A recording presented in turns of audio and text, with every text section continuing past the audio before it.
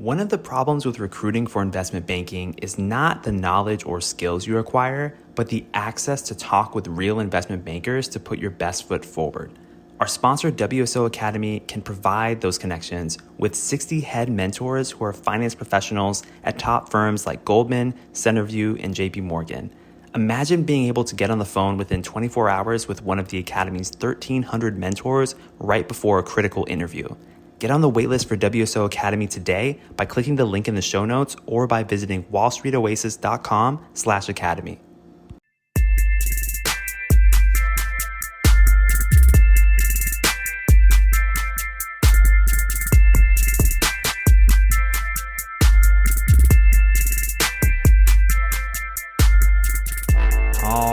All right. Welcome to Investment Banking Insights. This is the only show dedicated to helping you learn both the technical and non-technical aspects of investment banking.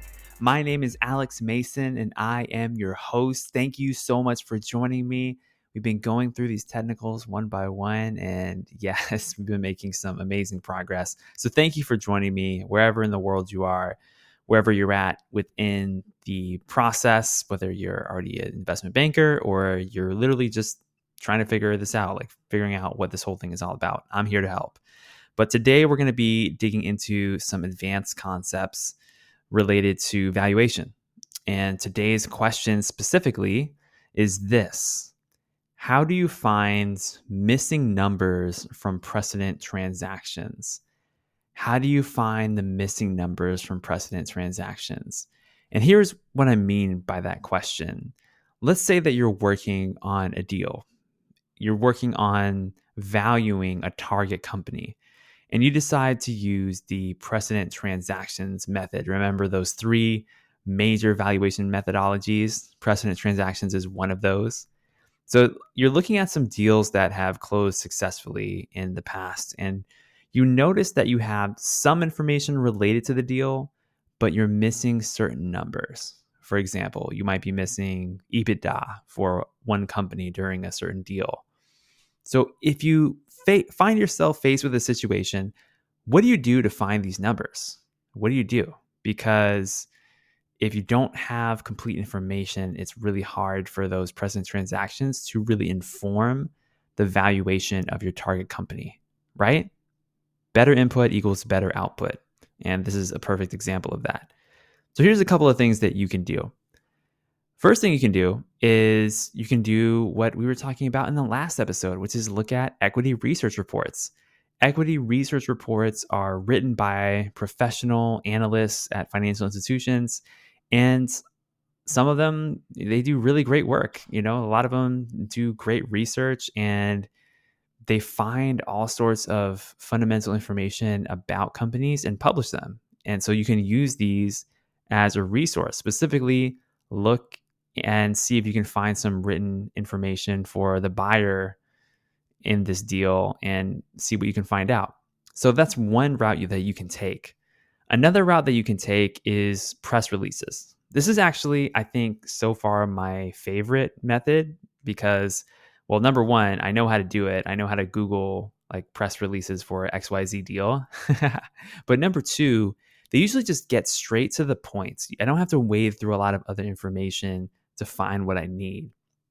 So the reason that companies do these press releases is they want to make this deal, whatever they announce, they want it to basically help their business. In some cases, help the stock price.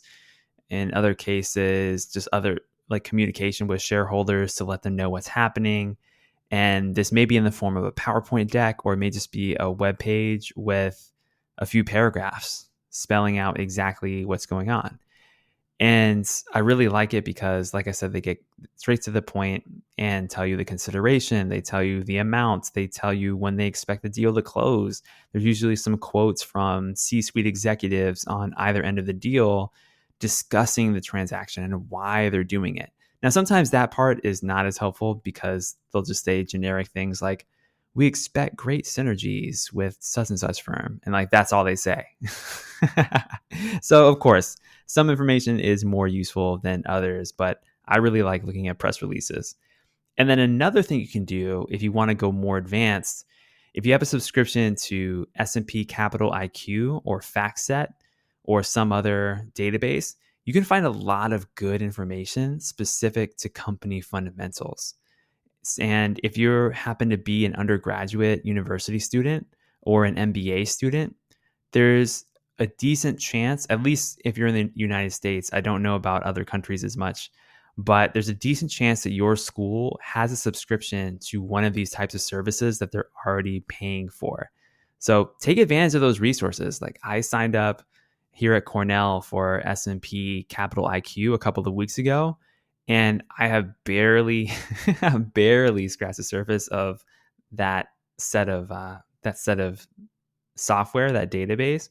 But like the 1% that I've looked at is really informative. There's a lot of things that you can do with it, and you can get some good numbers for company fundamentals in precedent transactions and just companies in general. So be sure to check that out if you have access to it. Okay, so those are some of the things that you can do in order to find missing numbers from precedent transactions. And yeah, just look wherever you can. Remember how I talked in the last episode about being an investigative journalist, like thinking from the mindset of a reporter? That's the mindset that I want you to have, is you're looking for clues that can help inform your decision as a deal maker and help inform your client's decision as the business owner. So think broadly and just get creative with it. All right, that's what I got for you today here on Investment Banking Insights. My name is Alex Mason. I'm your host. So grateful that you're joining me each and every single day, getting into the technicals here. I'll see you next time with some more questions. All right, have a great night.